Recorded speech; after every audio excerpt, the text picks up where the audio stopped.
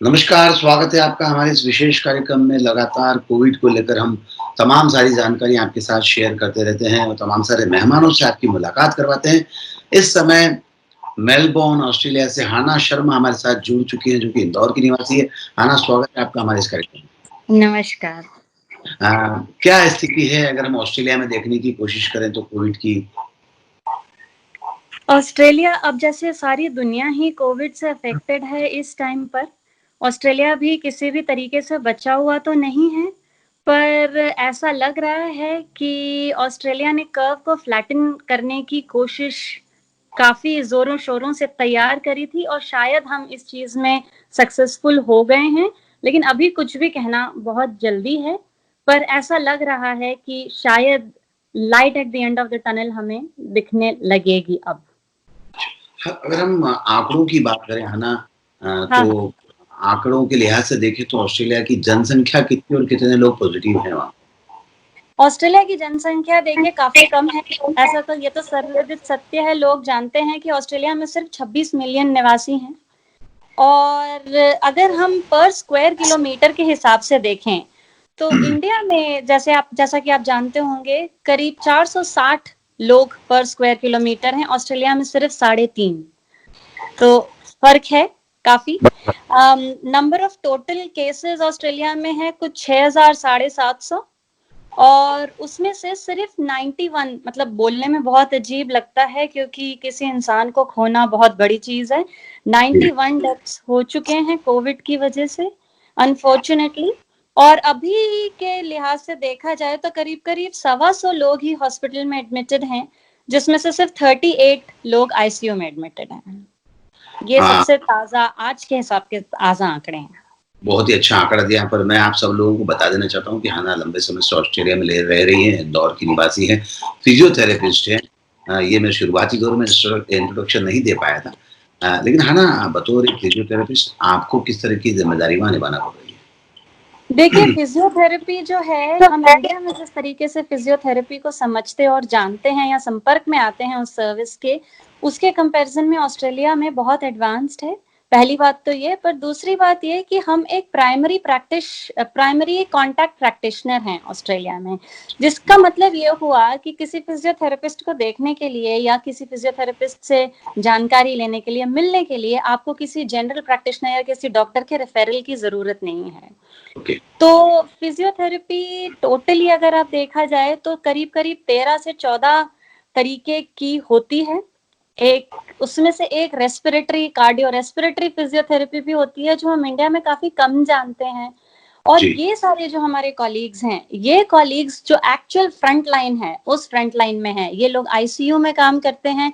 इनका बहुत ज्यादा इंपॉर्टेंस होता है। जो भी इंसान वेंटिलेटर में अटैच्ड होता है, वेंटिलेटर से अटैच्ड होता है, उसको वीन करना और उसको वापस से नॉर्मल ब्रीदिंग में लेकर आना, ये एक बहुत बड़ी जिम्मेदारी फिजियोथेरेपिस्ट की होती है। आईसीयू में काफी कुछ ऐसी चीजें होती हैं यहाँ पे, जैसे पोजीशनिंग हो गई, जो फिजियोथेरेपिस्ट ही लीड करता है।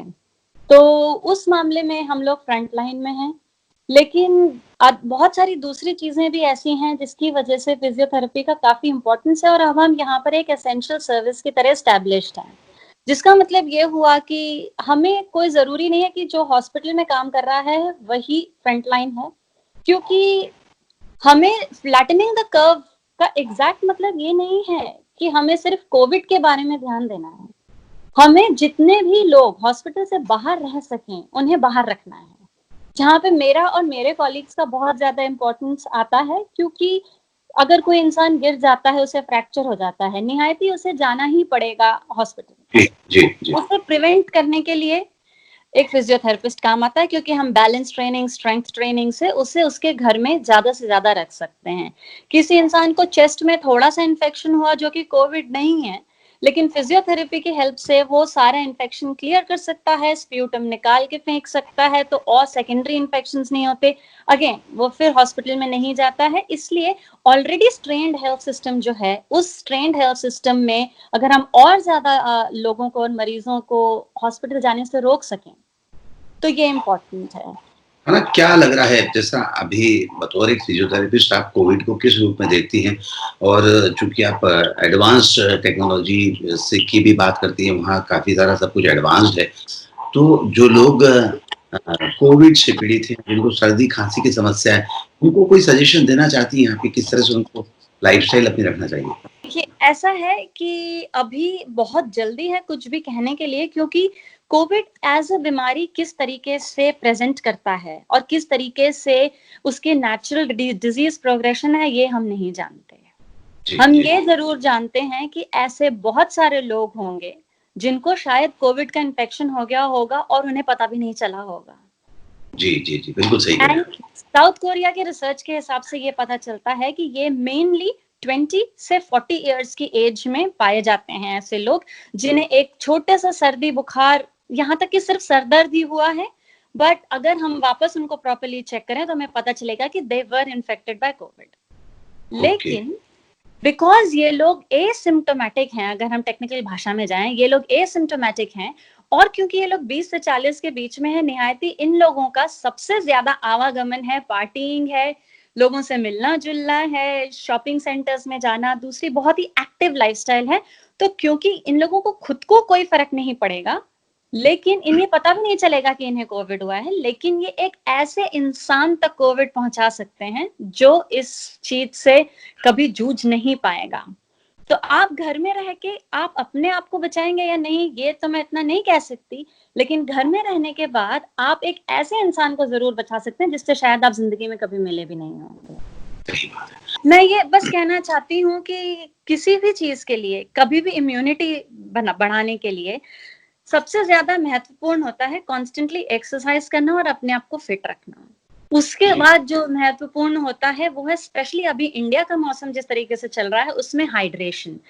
मैं ये समझ सकती हूँ कि न्यूट्रिशन और हाइड्रेशन के ऊपर लोग बाग काफी ध्यान देते हैं, लेकिन ऐसे माहौल में जब बहुत ज्यादा गर्मी है और जहां हमारे बूढ़े लोग जो 60 से या 65 से ऊपर के लोग हैं, जो अकेले भी हो सकते हैं आइसोलेशन की वजह से, उनके ऊपर इतनी सारे इश्यूज आ सकते हैं। The first one is hydration. जब पहली चीज हम जिस चीज का ध्यान रख सकते हैं कि हमें पानी अपने आप को पूरी तरह से देते रहना पड़ेगा, पूरी तरह से अपनी बॉडी को हाइड्रेटेड रखना पड़ेगा।